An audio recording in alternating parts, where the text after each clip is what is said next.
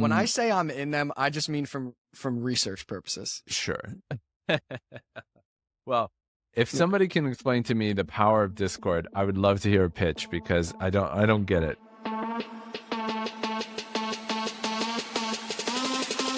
What is up, everybody? I am Jason Trost, the host of the Business of Betting podcast. This is episode 209. Today, I'm joined by Dillon Borgida, who's an ex-VIP insider at DraftKings, FanDuel, was an early employee at FanDuel, knows all the ins and outs about the VIP program. I'm very interested to get into it because even though I've been in sports betting for around 15 years, this is an area that I know very, very, very little about. So it's very new for me. And in many ways, it's a very strange corner of the industry. But before we start, for those of you watching on YouTube, there's a cute little dog sitting behind you on your couch. I was wondering if you could tell the story of the little stuffed animal puppy. I didn't know if the real puppy was there too. I saw her running back and forth. I think that was just another gift for my fiance. She doesn't like flowers, or at least she alleges that she doesn't like flowers. So I tend to go for the stuffed animals and the cute gifts. Oh, fantastic. And I also saw that you went to Maryland. I did, yes. And I don't know if you follow the basketball team, but I want to take the opportunity to gloat a little bit. I went to Northwestern, and I got a lot of satisfaction out of sweeping Maryland this year. So thanks very much for giving us Northwestern fans a big smile on their face. You guys deserve it. It's been a long, storied history of terrible basketball, and I feel like we've had some decent runs, especially the championship in 2003. Not a big deal, but yes, congratulations on taking advantage of this NIL money that your coach is certainly getting. I was very proud of the Wildcats, and for those of you that don't know, we went to the tournament for the first time ever twice in a row. So for most programs like Maryland, that's kind of a seriously, that's all you can do kind of thing. But it's a big deal for Northwestern. We've been a basement team forever, and I've been a fan for 20 years, something like that. And we're starting to get good at basketball, and it's quite fun. We got good at football about 10 years ago, and I got good at basketball about 4 or 5 years ago. So it's nice. It's a nice change. It's kind of like a lot of people forget this, but the Patriots were a horrible, horrible team before, Tom Brady and that sort of era. I guess Drew Bledsoe sort of turned the Patriots around, but the Patriots were a horrible team for like 30, 40 years, and then sort of got good.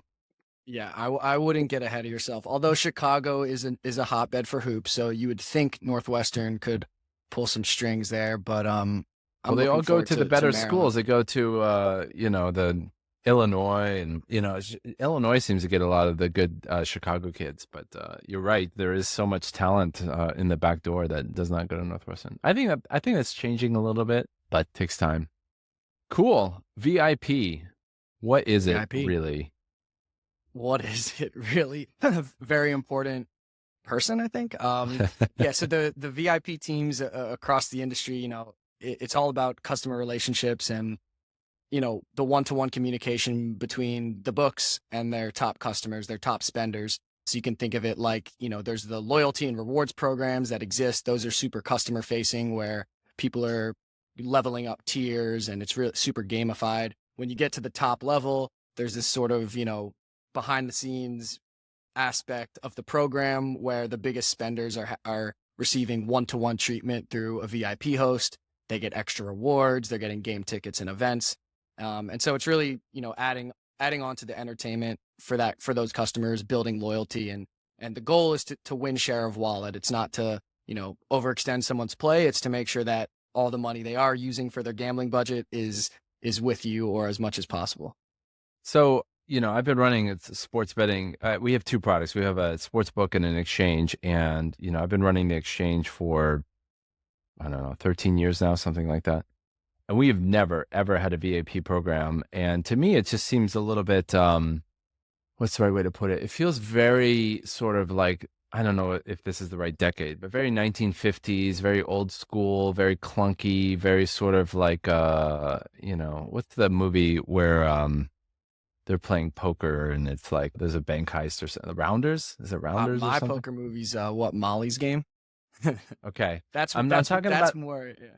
I'm talking about an older one. Like, I think it's either Paul Newman or Robert Redford. I should know it. Anyway, sort of like very old school, sort of, I think in the 80s when you were trading in finance, I think brokers used to brokers in the in the financial world used to like wine and dine you and, get you drunk and take you to shows and strip clubs and all those kinds of things. But by the time I was in finance in the early 2000s, all that stuff had kind of washed out of the industry and things were sort of more buttoned up. So like the fact that a VIP program exists in 2024, it feels very sort of anachronistic. Am I like just sort of a way out of touch, or do you think it is anachronistic? I don't know what that word means, but by the rest of what you said, I can infer. And yeah, I mean, there's an element to that. Like there's an element to the strip club scene and, partying, and that there is an element to it. I would say that that's a smaller element than people think. I have a quote that I like to use. The one thing better than doing blow with your client is being vulnerable with them. And I wholeheartedly believe in that as a non-drug person. So it really is about building legitimate relationships with these people. And if you can do that, they're way more likely to play with you, and you're building that true relationship. It's their wife's birthday and you send a nice gift. And so it's really just giving them the opportunity to have a face with the book. They have a 24/7 access to you. And, I thought you were going to go with the word predatory, which I have heard and I can see. And I think there's an aspect of that too that probably needs to be cleaned up. But, I think for the most part, VIP programs across the US are really solid. And it's more of like an account management program like you would see at, a B2B software company versus the old school, everyone's getting trashed every weekend. That's a lot less of it. So the thing that kind of keeps popping up in my head, and maybe it's just sort of like I see everything through the financial lens, but it sort of sounds like wealth managers. Like, and I don't have one. I'm not rich enough for wealth manager, but this sort of like that personal attention. They know you like stuffed animals, so they send you a stuffed animal for your birthday, kind of thing.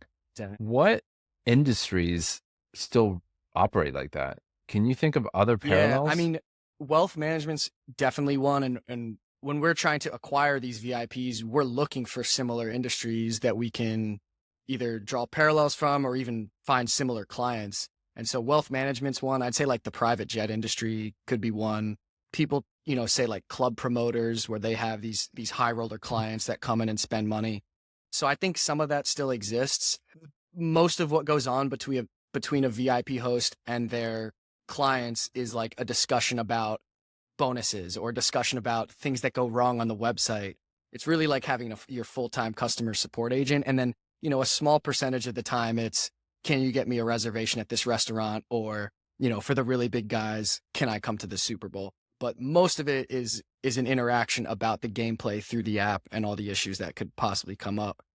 So when you're describing sort of a VIP program being like super good customer service, personalized customer service, shall we call it, with somebody with like high EQ, another parallel I guess I'm kind of thinking about is a little bit like the Disney World VIP experience where you spend $5,000, you can bring 10 of your closest friends, and you have somebody from the Midwest with high EQ that walks you around in the back behind all the rides, kind of thing.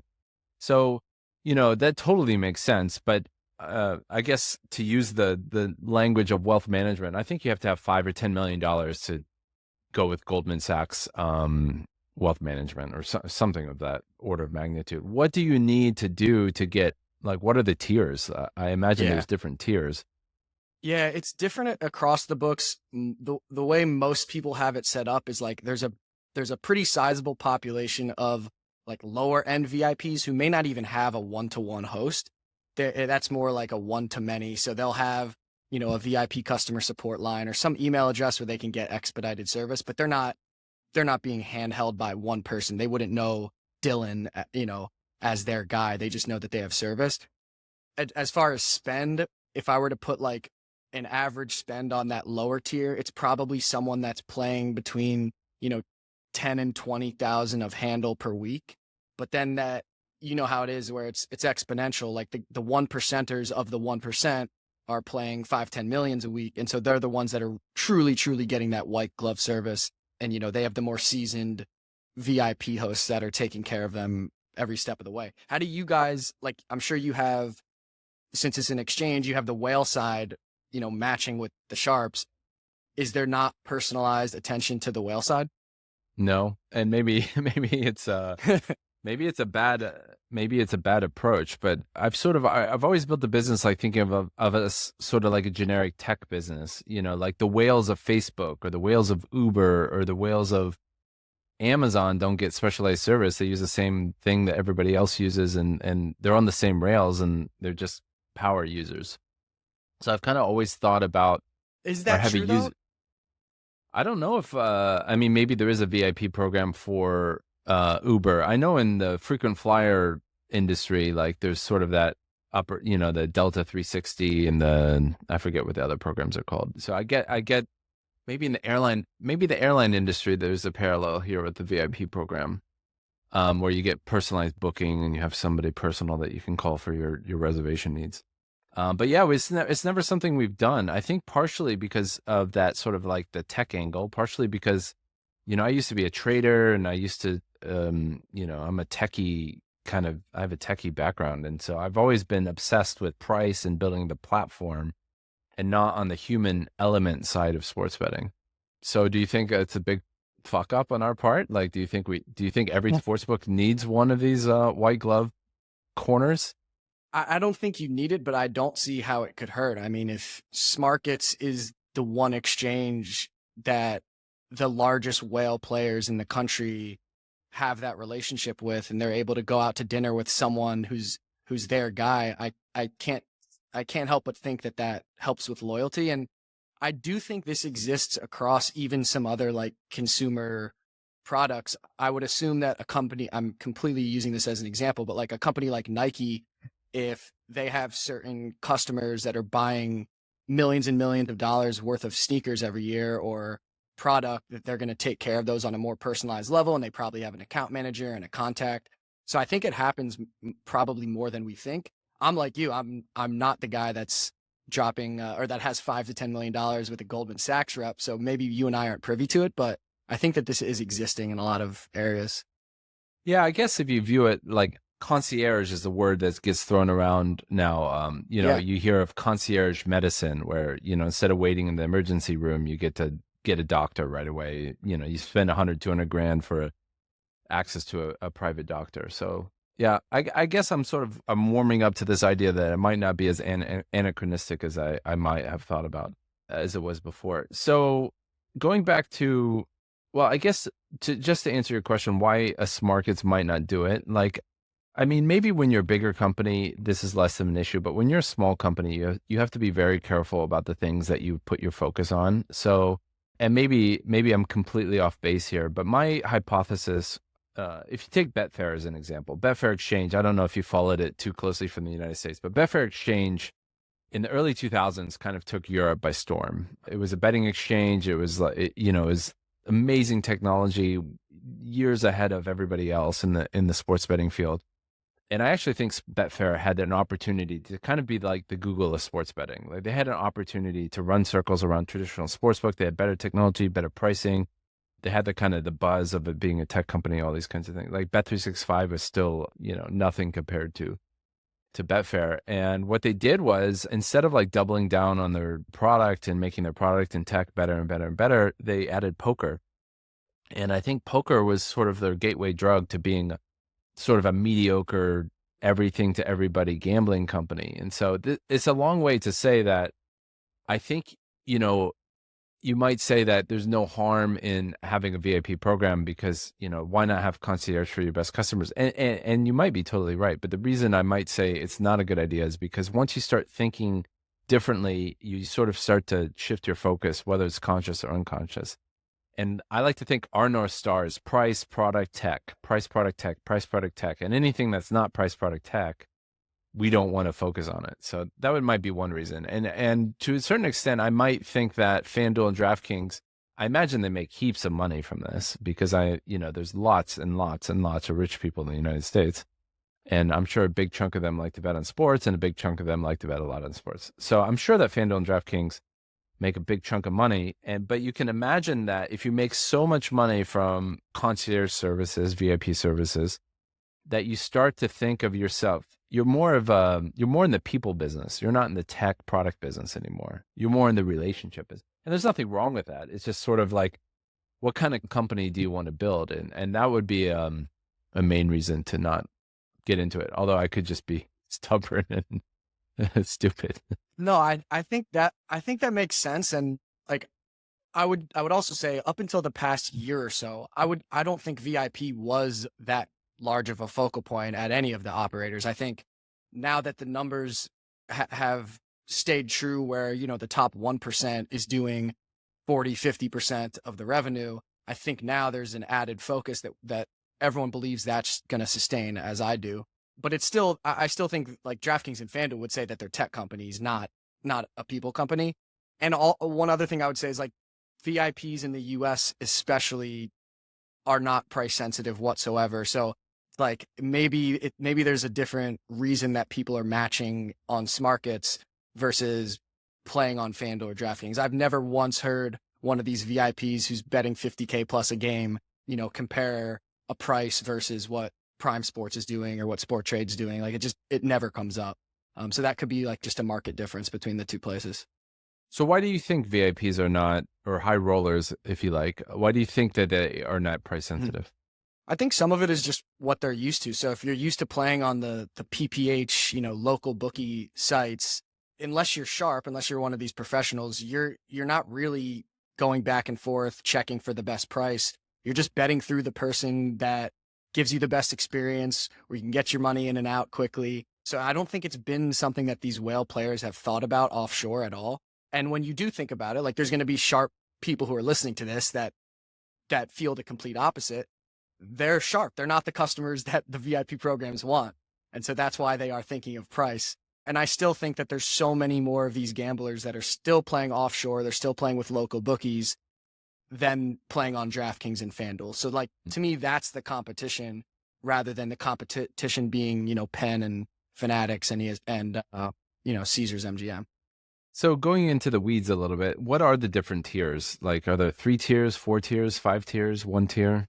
It totally depends on the site. I'd say most have between 4 and 5 tiers, where your top 2 or 3 tiers would be considered VIP. Okay. It's all about how you segment it. The top tier is going to be the one where everyone in the top tier should have a 1-to-1 VIP host. The second tier, if you're a large company like DK, FanDuel, MGM, I assume that they're all hosting most of the people in that second largest tier, and then it could drop off from there. But if you're one of the smaller books and you only have 2 VIP hosts or, 0, or it's just the founder, then it's going to be a lot less and you're only taking care of a handful of guys. So let's go into the top tier a little bit because people love to know what rich people do. So, so how many people will a VIP? What is the VIP manager's title on the company side? Like their job title? Yeah. It could be VIP manager. It could be player development executive. Yeah. So if you take the top tier VIP manager, how many clients does that person have? What's sort of the ratio? Yeah, usually at the top levels, you'd have, 100 to 200 is solid if you're managing the really top players. Okay. Some VIP managers have a larger book of business. There's some, you may hire somebody who has like a hybrid role and they're only taking care of your 20 largest players. And like, that's the true concierge person who could also maybe be like a hunter where they're managing the top 20 players and they're also trying to find new business through those relationships. So really everyone has it structured completely differently and the job titles are all over the place. So there's not really like an industry standard here. It's still so new, but those are some frameworks that can work. But if you have between 20 and 100, that's quite a lot of girlfriends' names and birthdays, and that's a lot of people to get to know and be best friends with. I agree, and I think most VIP, I don't want to shit on everyone, but it feels like most VIP hosts, like if you have a book of business of 200, you are mainly speaking to 15 to 20, like your top 10% is who you're really building that type of relationship with. And the rest of the players are sort of email, text-based. And some guys don't even answer, or girls. Some players just never answer you, and so those are easy ones to take care of. Okay, so you have the high Q, high touch, high availability aspect to it. What are the motivations for, I guess, what are the perks? What else is happening in that relationship between like, hey, John, happy birthday, let's go to dinner at your favorite steak restaurant in Chicago or whatever. But like, what are the other aspects of the relationship that happen? A lot of it is like based on their gameplay, you may have different touch points. So if they win a large wager, if they win a bunch of money, like that's a signal to reach out and have a conversation. Something that I do think companies can get for away, estate planning move or away from. No, you're just like, congrats on the win. All right, Go Buffalo. Okay. Josh Allen had a sit there. You're just talking about sports with the guy. Sometimes if a customer loses, that's when they get hit up with deposit bonuses. I think companies can do a better job of being less predatory in that aspect, but that would be like, a flag to try to get that customer back on. But mainly it is that support. So it's, a guy's tennis player retires in the middle of the first set and they complain to you. How does the VIP rep handle that situation? Do you throw the person a free bet? Do you say, I'm sorry, tough luck? And so those are some of the most common situations. Or the app goes down for 10 minutes and the person claims they wanted to put a big bet in. It's like those are situations that you have to decide how to handle. So what percentage of the role, I guess I'm mainly talking about FanDuel, DraftKings, and you can be vague about individual policies or whatever, but like what percentage of the role is sort of like high touch customer service and what percent is sort of whining and dining? Because the way you're describing it makes it sound like it's more customer service, but like high EQ customer service. I think that is the case. I think for most VIP hosts, especially, it's 85% high touch customer service and, 10-15% the whining and dining. Like you're not trying to spend crazy amounts of money. These people have budgets. And so it's not super extravagant other than, the top guys. Yeah. So 85%, I'd say. Got it. And I remember, from listening to your podcast that you did with Brad on zero latency. And if those of you that want to know more about this, please go check out that podcast episode. It was a good episode. You were talking about one of the main motivations for all the business going offshore was the fact that they can offer credit. And I totally can understand why that is a big plus for, U.S. regulated sportsbooks. To be honest, I don't think there's any reason why credit shouldn't be allowed, at least to qualified people. It's kind of ridiculous that that's the strict purview of illegal offshore books. But do you have other reasons that offshore books might have a competitive edge over regulated onshore books, or is that the principal reason? Credit to me is the number one reason. When we're going out speaking to these large players, even in legal gambling states, the number one hurdle is that they have to post up the money. And then there's different friction points that come from that as well. So not only do you have to post up the money, but if it's a significant deposit, you most likely have to send in bank statements, and some people don't want to do that. There's the anonymity and privacy aspect that some people are concerned about. And then you have taxes that comes up a lot. Even though, a lot of these people are losing gamblers, as a gambler, you're hoping and almost expecting to win every year. And if that does happen, you don't want to get hit by the tax man. And so, yeah, credit, anonymity, taxes, but credit's the biggest one. I always say, I could make 2 texts right now to someone who has no clue who you are and get you a massive credit line with a local bookie. Who knows if you'll be paid out, but you'd at least have that shot at glory. Whereas, on a legal book, you actually have to wire us the money. Got it. One of the super interesting things about tax that people might not appreciate the subtlety, but in the UK, sports winnings, gambling winnings are tax-free. So if you win the lottery, you don't pay anything on your gambling winnings. So if you win $1 billion on whatever, Euro millions, good for you. You get to keep all of it. And I asked regulatory lawyer, like, why is this? This seems ridiculous. And he said, because most people lose money gambling and the HMRC did not want people to deduct their losses. So I'm pretty sure, and don't quote me on this, but I'm pretty sure in America, if you lose money gambling, you can deduct it from your income. Do you know about this? I probably should know about this. But basically, if your winnings are taxed, which they are, that means your losses are tax deductible. You can deduct it from your income. And I'm pretty sure that's the case because it's a symmetrical thing. You can't tax the winnings, but let people not deduct the losses. Yeah, it might be right, but people aren't expecting to lose. So you're only expecting to win, which means you're going to have to pay up if you play legally. Yeah. Which is the case. But I'm curious, can you guys offer lines of credit? Not in the UK, no. And as far as I know, all the jurisdictions that we have licenses in, you can't offer credit.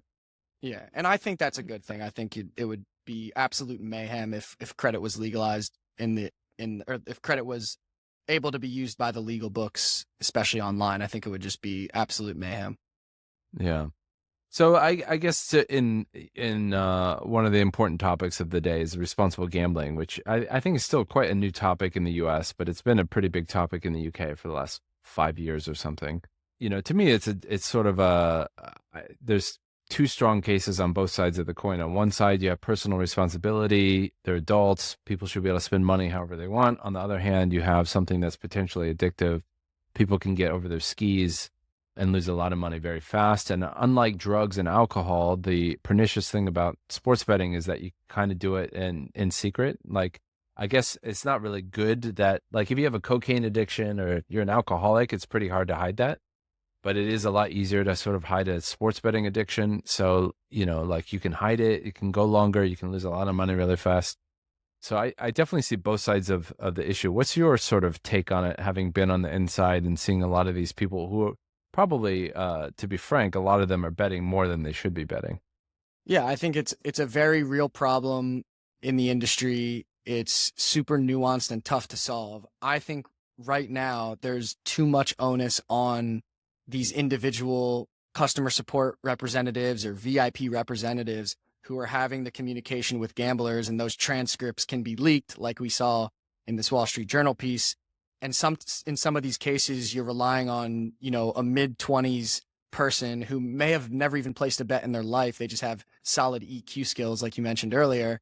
And now they have to be the arbiter of truth based on what this VIP client is texting them back.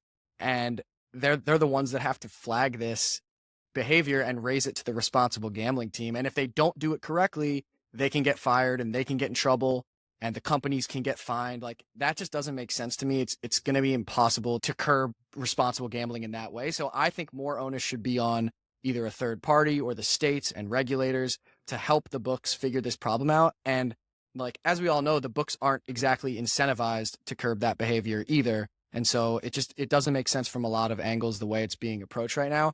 But I will say that I think legal gambling has a lot better chance at helping curb this behavior than allowing those same people to continue to play with local bookies where they can run up credit lines. Like, that's not the right way to go about it either. So hopefully this can continue to be addressed. I know in the UK, it's like there's been a crackdown on VIP in general, right? Well, we have a team that goes through and we flag all the customers that we think might be potentially problematic, and we have a responsibility, according to the regulator, to track down people's affordability and make sure that they have the money and are, sound mind to be able to lose this money. So it's, to your point, it might not be the best solution, but it is pretty. That's the solution that's going on in the UK. There is no third party that does this. The government doesn't help. Also, the UK government, the UKGC, or the GBGC, I should say, gives very loose guidance on it. They don't give you thresholds and numbers. They give you more sort of a duty of care, is sort of the phrase that you'll hear in the UK. And duty of care is a nebulous thing to say, like, should a reasonable person be allowed to bet or not? And it's up to the company to kind of come up with these thresholds, and it's quite complicated and cumbersome and also a huge operational overhead. So you mentioned third party or governments. Like, what would you want a third party or government to do?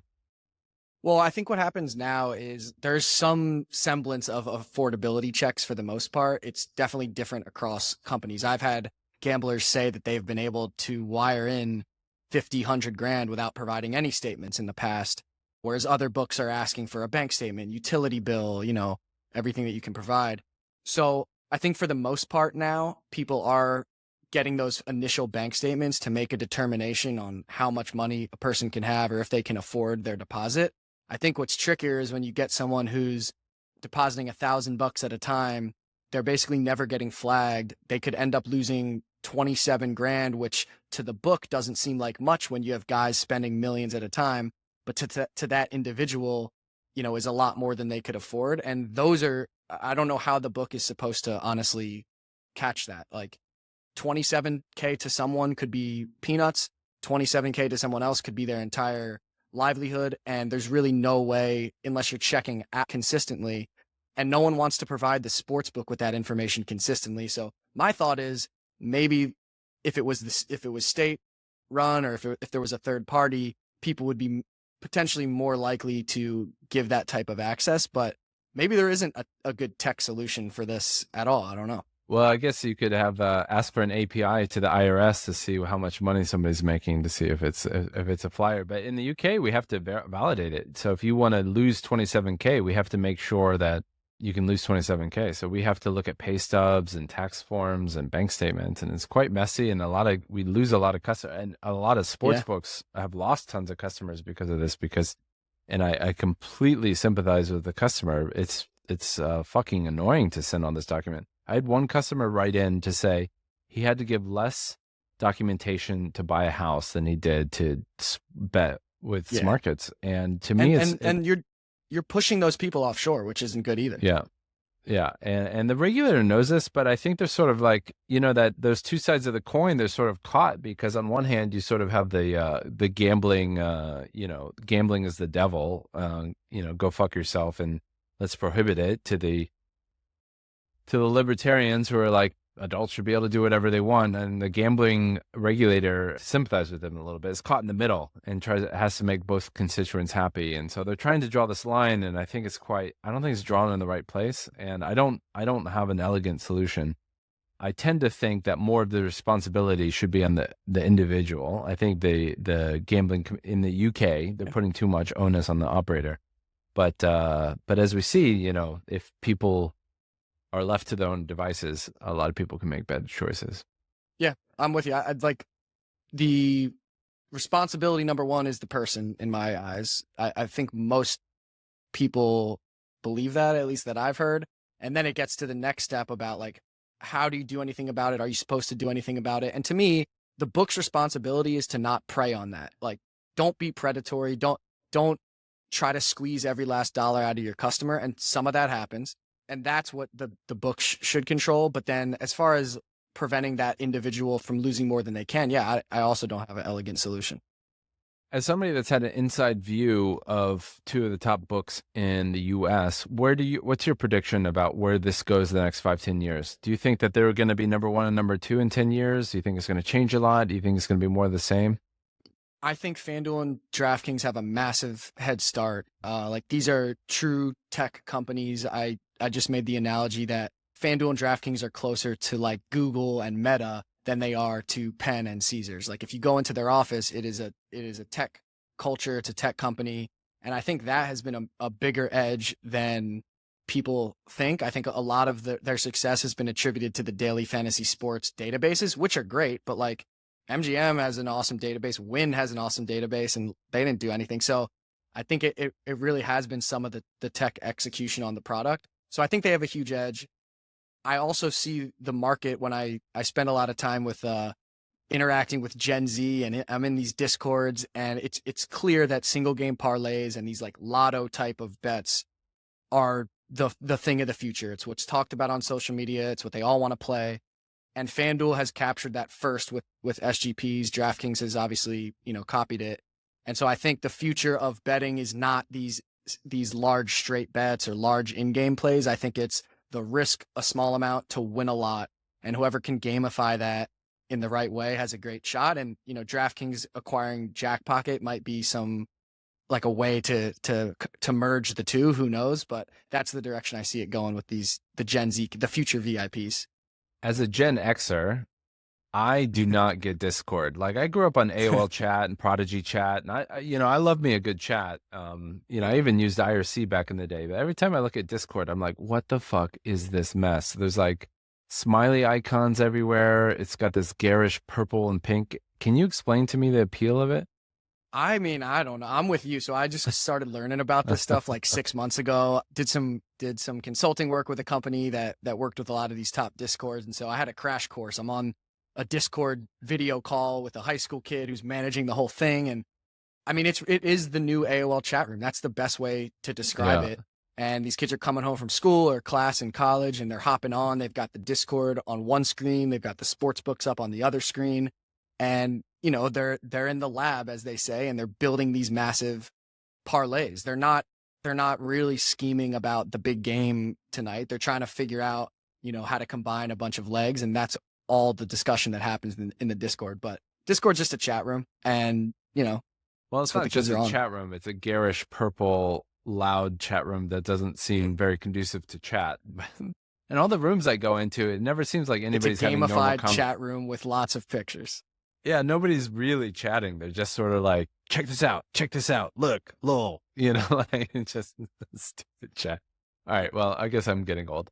When I say I'm in them, I just mean from research purposes. Sure. Well, if somebody can explain to me the power of Discord, I would love to hear a pitch, because I don't get it. Like, and maybe it's just sort of like I'm the wrong generation, but I don't get it. I never got Snapchat either. I'm just sort of like, who wants to do sort of like pictures that last 3 seconds? I'm like, I don't get that. Cool. Before I let you go, what do you want to be when you grow up? This is an easy question for me. I know you ask everybody. I didn't mention that this is my favorite podcast, so what an honor. I started tweeting like 6 months ago. I don't even know why I started doing that. Most of my best friends aren't like gambling industry people, so I just wanted community and people to talk about it. And now I'm on my favorite podcast, so that's great. Shout out to Jake. What do I want to be when I grow up? I want to run a awesome basketball facility that is part like the mecca of youth hoops in Maryland, where I'm from and live, and part kind of like adult country club for basketball, where we've got, 3-point contests for adults and people like me that don't play golf but love hoops. And so that's going to be my spot. It'll probably launch in about 10 to 15 years, and you got the open invite. Holy shit, that is a great answer. That's a great vision. It sounds like something that would be fun to go to. Especially like a birthday party where you kind of get sick of like just going to a bar and drinking. Like, let's go do 3-pointers. That sounds, and by the way, you should not wait 10 to 15 years to do that. You should do that now. That's totally doable now. You think? Yeah, you need it. Well, I need to, I don't know if. You got to write a business plan. You got to figure out how much money you need. Go raise some money. Go buy a lot. Go buy an abandoned lot in Maryland somewhere. And that's cool. That's a very cool dream. I like that. Thank you. The reason I say 10 to 15 years is because I'm not sure how profitable this thing is going to be. It's going to be more of a passion play, but anyone these days can write a business plan that pretends to be profitable. So maybe I will take you up on that and make it happen. Well, you can kind of do it sort of like a different spin on Dave and Buster's, just sort of like, instead of like arcade games, it's more like burgers, watch sports, but like go play sports while, during halftime or something. Anyway, it's cool. I dig it. And I think it's more achievable than you would probably think it is. Okay. I mean, it's happening. It's just, I thought it was a longer timeline, but you're giving me some inspiration. I think nowish is a good time. Awesome. Yeah.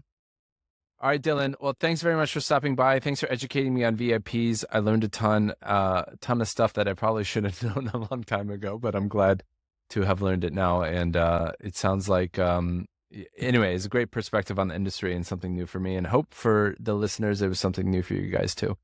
Yeah, man. Thanks for having me. A lot of fun talking to you after hearing your voice all these years or episodes. So yeah, appreciate you. Awesome. All the best.